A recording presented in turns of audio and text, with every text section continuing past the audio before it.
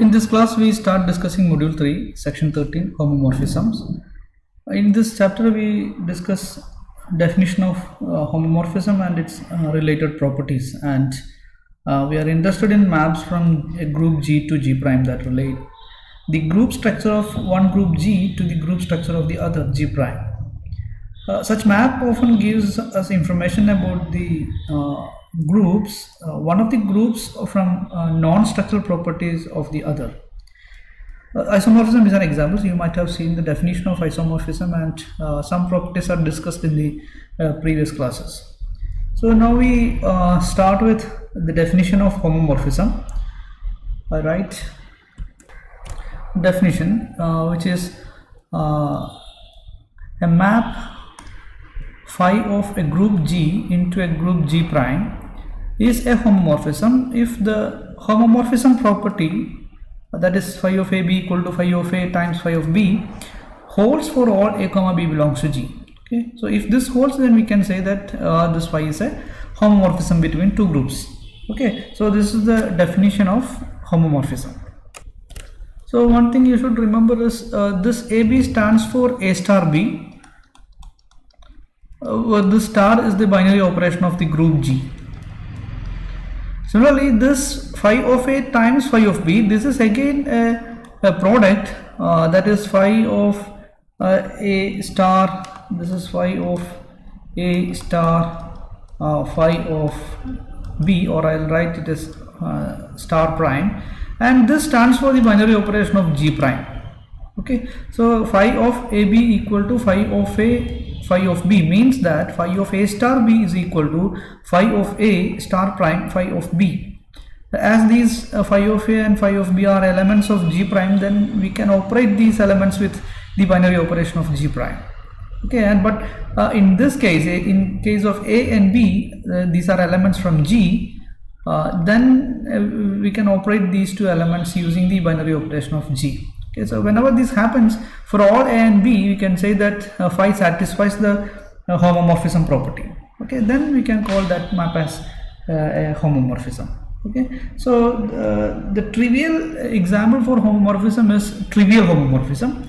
That means if you consider any arbitrary group G to G prime, as these are groups, then these are always non-empty, or at least these G and G prime contains the corresponding identity elements. Okay, so then we can consider this phi is a map from two non-empty sets. Okay, and define this phi as phi of A is equal to E prime, which is the identity element of G prime, for all A belongs to G. Okay, this is what we have written as trivial map. That means the element, we can assure E prime is always in G prime. This is the G prime contains at least this element. Okay, for any group G prime, that should contain the identity element. Therefore, we can assert that there exists at least one element E prime in G prime. Okay, and if G contains any element A, then we map those elements to G prime, E prime. Okay, so every element is mapped to this G prime, so that will give this trivial homomorphism. Okay, everything is mapped to this G prime, E prime. Okay, so this map is what we called trivial map, and we can easily prove that this is a homomorphism, because if we choose any two arbitrary elements of B, then phi of AB, by definition everything is mapped to E prime, so this is E prime, and we know that phi of A is also E prime because of this definition. Similarly, phi of B as well. Okay, then from these three statements or three equations, we can say that phi of AB, that gives E prime, which is equal to E prime times E prime, because E prime is the identity element of G prime, and we can each E prime in the right hand side can be replaced by phi of A and phi of B. Okay, so which proves that phi satisfies the homomorphism property. Okay, and this phi is called trivial homomorphism. Trivial homomorphism. That means any two groups, okay, between any two groups there should exist at least one homomorphism called trivial homomorphism. Okay, of course there can be more than this, but if we consider set of all homomorphism from G to G prime, then that set will not be empty. Okay, that should contain at least one element which is called trivial homomorphism. Okay, so this is an interesting example. And now we have another example. If we consider G, if we consider let G be a group, if you consider G a group, then you can define a homomorphism from G to G apart from this trivial homomorphism. Of course there exists trivial homomorphism, and apart from that you can define a phi from G to G such that phi of A equal to A for all A belongs to G. This is possible only if this G prime and G are coincided. Okay, that means if we consider map from G to itself, okay, then you can define this map. This map is also a homomorphism, that is phi of AB equal to by definition this is AB itself. This can be this A can be written as phi of A, and this B can be replaced by phi of B. Okay, this should satisfy homomorphism condition as well. Okay, so if we have only one group, then you can define a homomorphism from that group to itself. Okay, so these two homomorphisms are very trivial, or the first one is called a trivial homomorphism and second one is called identity homomorphism. Identity homomorphism. To define identity homomorphism, we should restrict the codomain group as G itself. Okay, so for trivial homomorphism, we can choose any arbitrary group G and G prime. Okay, so this is possible for any any two arbitrary groups, but identity homomorphism exists only if G and G prime are coincident. If both are the same, then you can define identity homomorphism. Okay, so these are two interesting homomorphisms.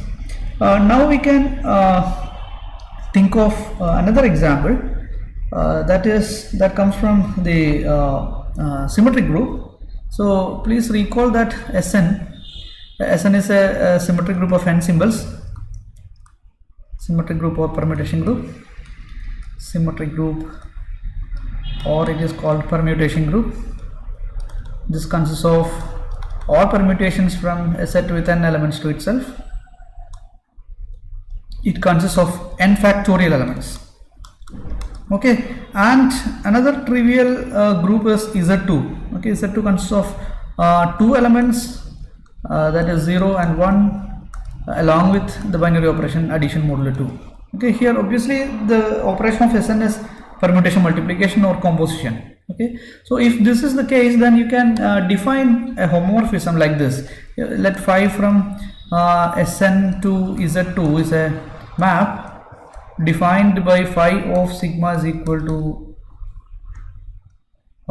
0 if sigma belongs to An, An is alternating group, and 1 if sigma does not belong to An. That means sigma is a odd permutation. If sigma is an odd permutation, then the value is 1. Okay, if sigma is an even permutation, then value is 0. Okay, so this also defines a homomorphism between Sn and Z2. Okay, so as a consequence of this homomorphism, you can prove that, or you can easily deduce that the cardinality of Sn is nothing but the n factorial by 2. Okay, so that we will discuss later, or you can do it an exercise. Try to use this phi to prove that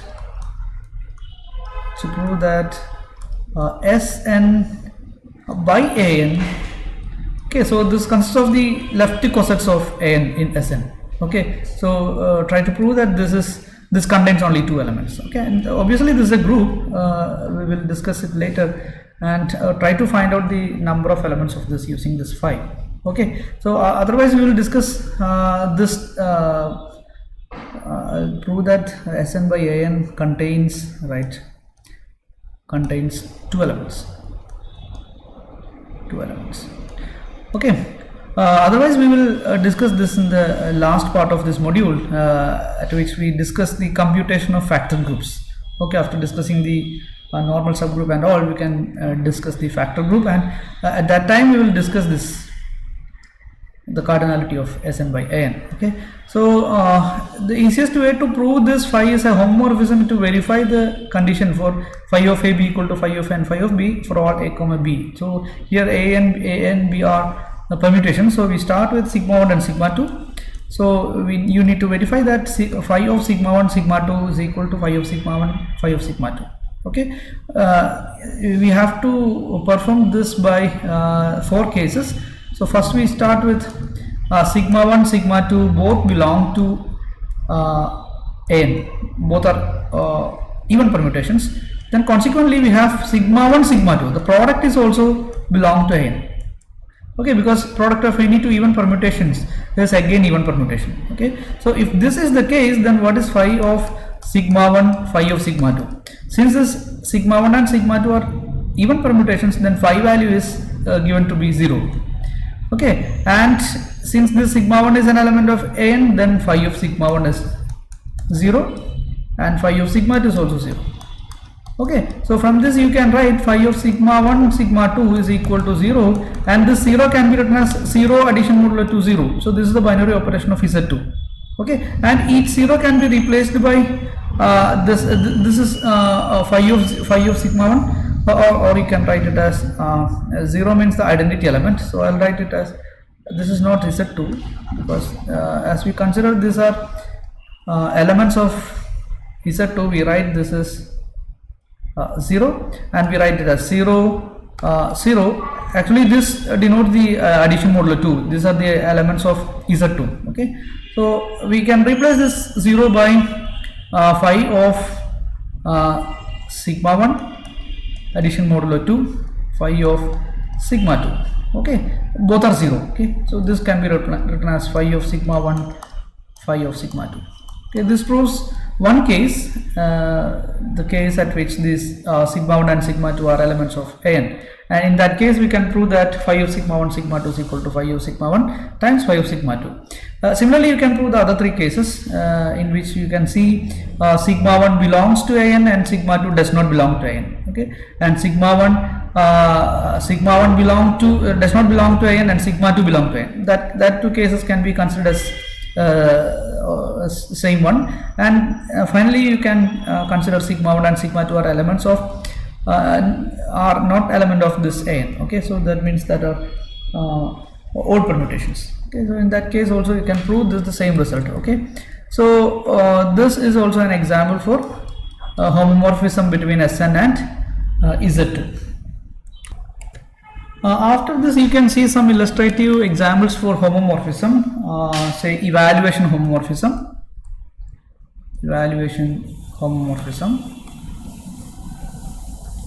and next you can see linear transformation as an homomorphism. Okay, linear transformation. Okay, and the examples of homomorphism as homomorphism between matrix groups. Okay, if you consider G, L and R, you can say determinant. Okay, determinant function from G, L and R to the corresponding R, or R star under multiplication. R star stands for the non-zero real numbers. Okay, under multiplication, usual multiplication that form a group, then this determinant map can be considered as a homomorphism between these two groups. Okay, so these are some examples given in the textbook, so please go through it and we will discuss it in the class itself. Okay, in the next class we will discuss properties of homomorphism. Okay, so that the consequence of defining a homomorphism between two groups, so that we will discuss in the next class. Okay, thank you.